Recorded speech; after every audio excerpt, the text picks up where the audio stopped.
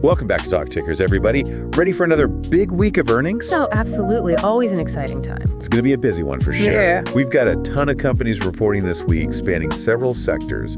So let's jump right into our weekly preview, give everybody a heads up on what to watch for. Sounds good. Let's do it. So we've got some really big names you won't want to miss this week. Yeah, for sure. Home Depot. Oh, yeah. Disney. Huge. Even a glimpse into the Chinese economy with Alibaba. Definitely one to keep an eye on. Okay. Let's break it down day by day, starting with Monday, November 11th. Okay. We've got Live Nation Entertainment, ticker symbol LYV, reporting after the closing bell. Ah, Live Nation. A great company to get a feel for the live events industry. All right. Remember all those sold-out concerts and festivals we saw this summer? Oh, yeah. I definitely remember that. Live Nation is the company behind a lot of them. Oh, wow. Yeah. Analysts are expecting earnings per share of $1.58. That's actually a pretty significant drop from last year's $1.78. Interesting. So what will LYV say about the sustainability of this post-pandemic concert boom? Are people still going to concerts as much as they were? That's the million-dollar question, isn't it? Definitely something to pay attention to in their commentary. We'll be looking for their take on ticket sales trends, pricing power, and what they see coming down the pipeline for next year. Right.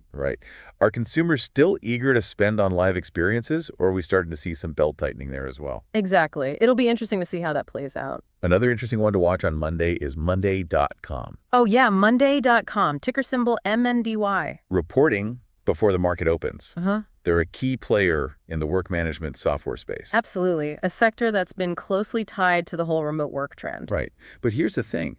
The consensus EPS forecast is only 0.04 cents. Wow, that's low. Way down from 0.04 cents last year. That is a big drop. Makes you wonder what's going on there. Is this a company-specific issue? Or is it a sign of broader challenges in the work management software market now that many companies are calling workers back to the office? Yeah, it'll be interesting to see if they address that in their call. Could be a sign of things to come for the whole sector.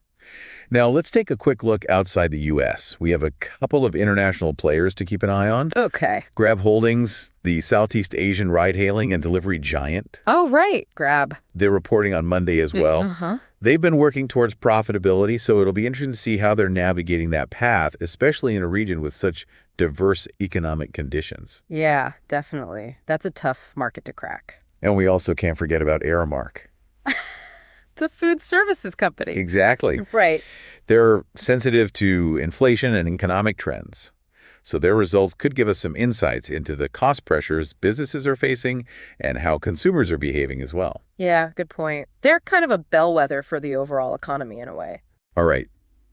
Tuesday, November 12th is going to be huge E for earnings. Oh boy, buckle up. We're starting the day off with Home Depot, ticker symbol HD, The big one. reporting before the market opens. Everyone's going to be watching that one. Home Depot, it's a retail giant. Their performance is super closely tied to the health of the housing market. Absolutely. And just consumer spending in general. So their results are always closely watched by, pretty much everybody. Right. Analysts are expecting earnings per share of $3.65. Okay.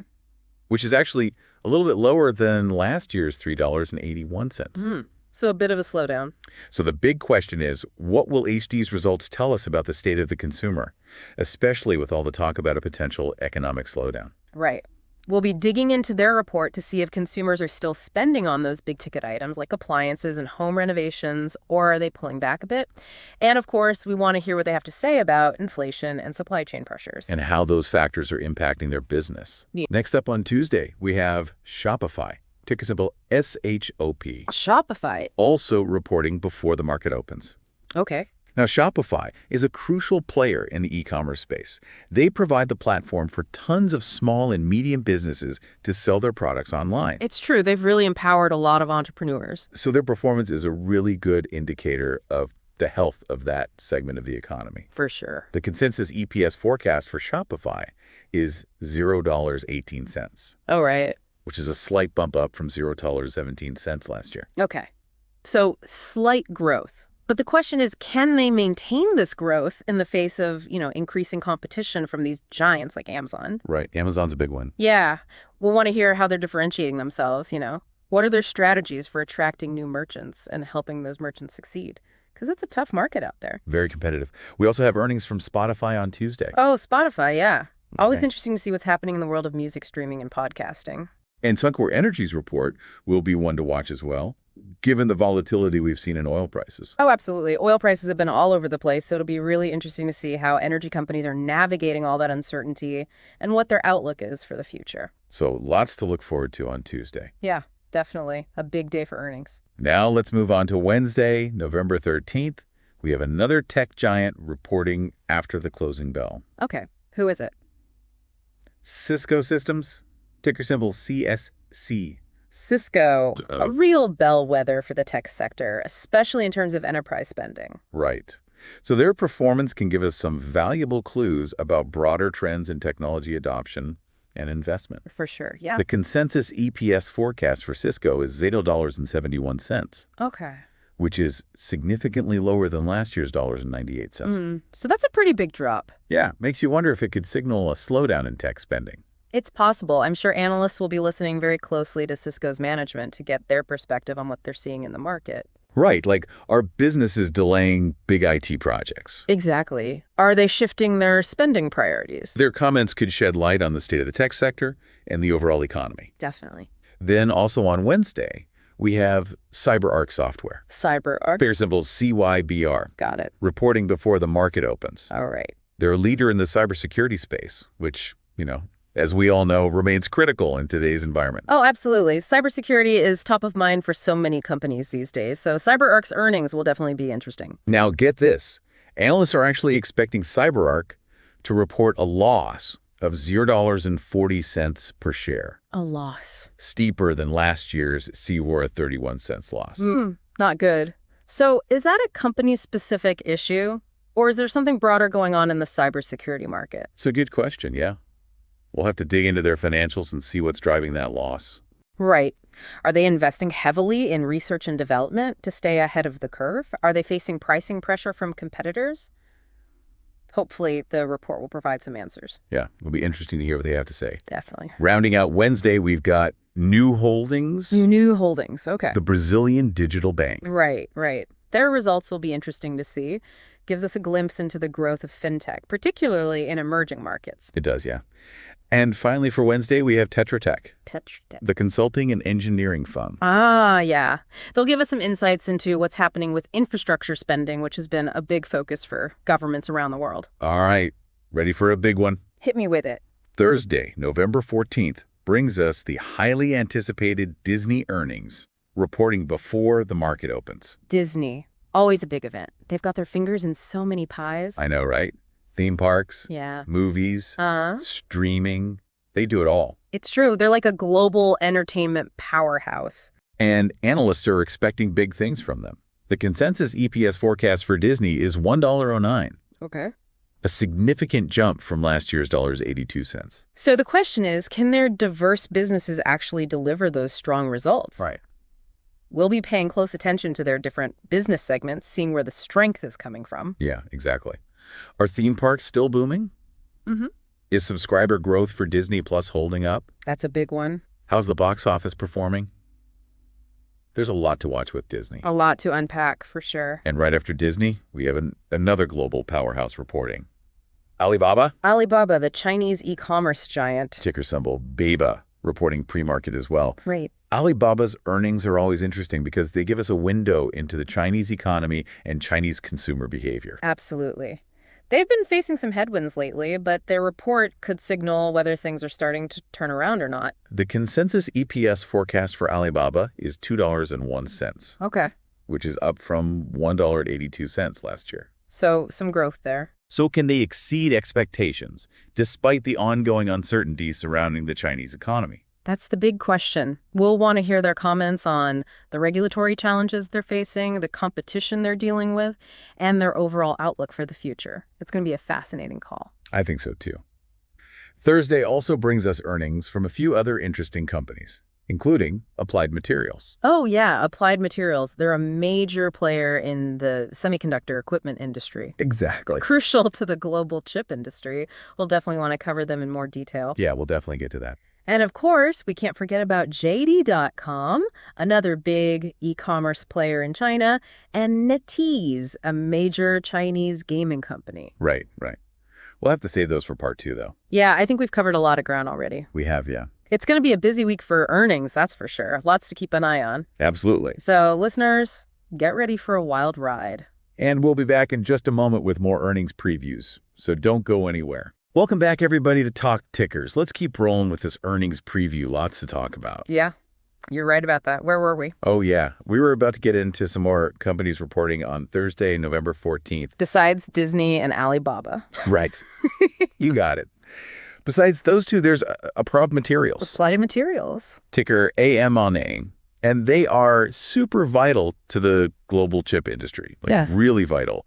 They supply all of the equipment that chip manufacturers need Oh, wow. to produce all those semiconductors. And those power practically everything these days. You really do. It's amazing to think about how many things use chips these days. Yeah, it's mind-blowing.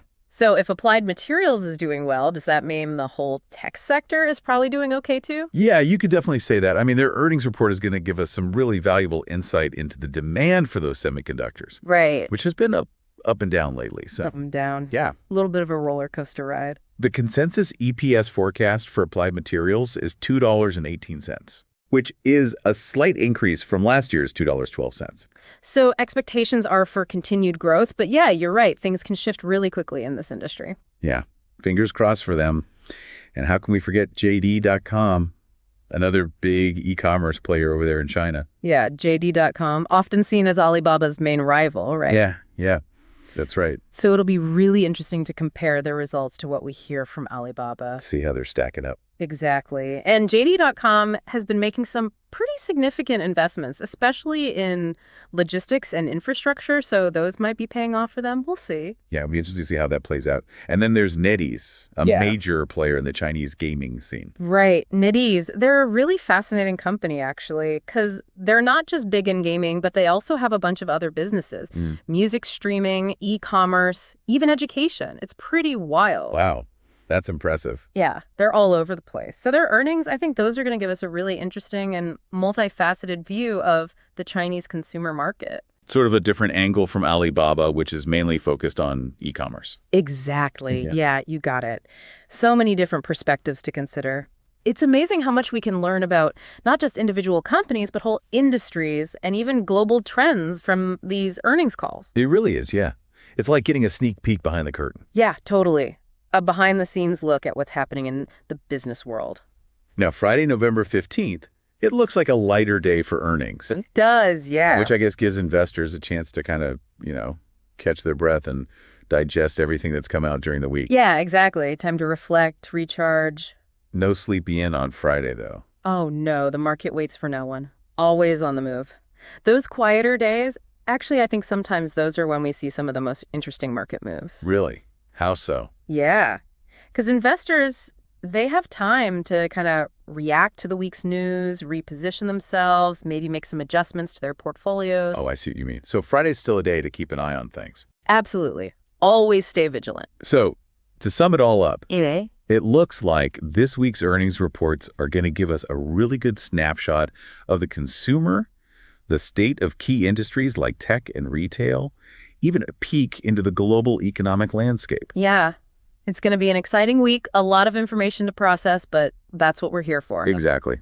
And we'll be back next week to break it all down for you once the numbers are in. Absolutely. Can't wait to see what surprises this earnings season has in store.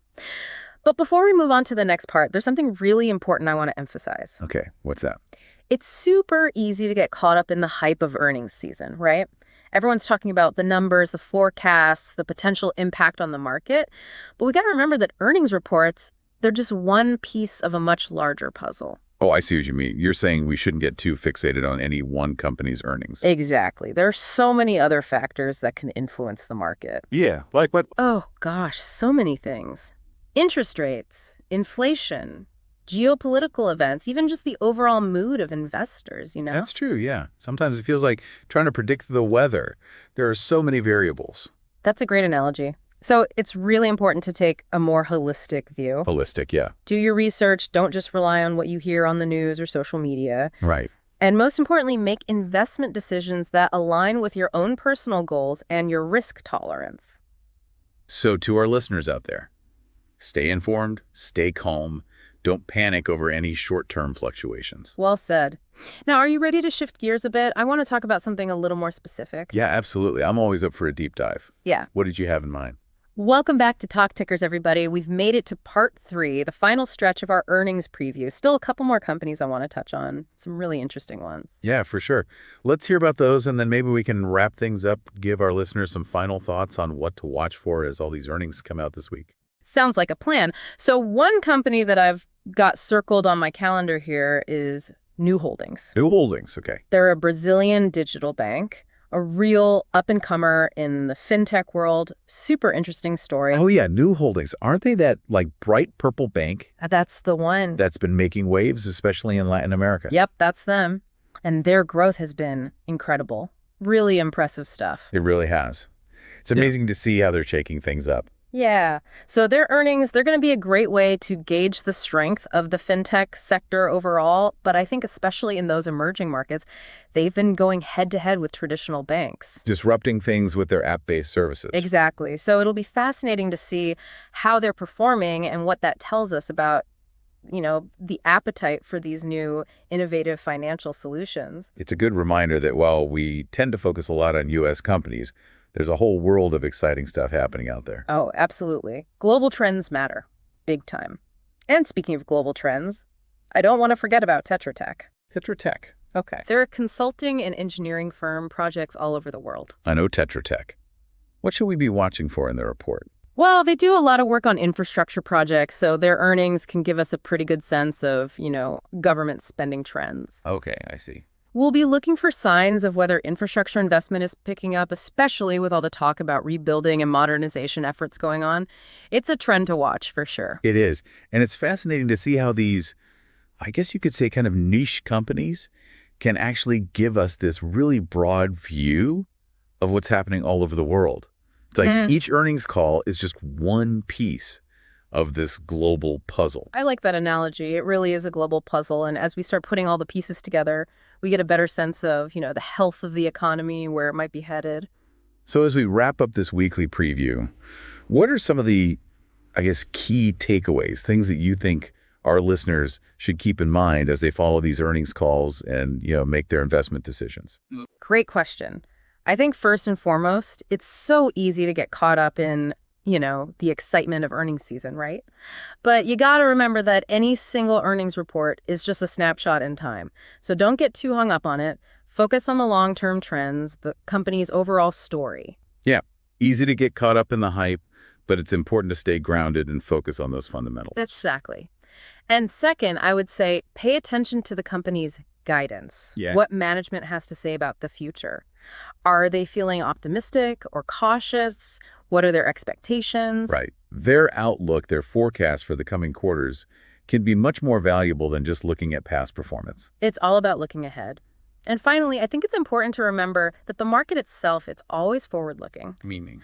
Well, sometimes a company might report really great earnings, beat expectations, the whole 9 yards, but then the stock price could actually fall. If investors are worried about the future. Exactly. If they have concerns about the company's long-term prospects. So it's not just about what a company says, but how the market interprets that information, the broader context, investor sentiment. You got it. It's all connected. So it's really important to, not just listen to the numbers, but to really try to understand those underlying forces that are driving the market. Well said.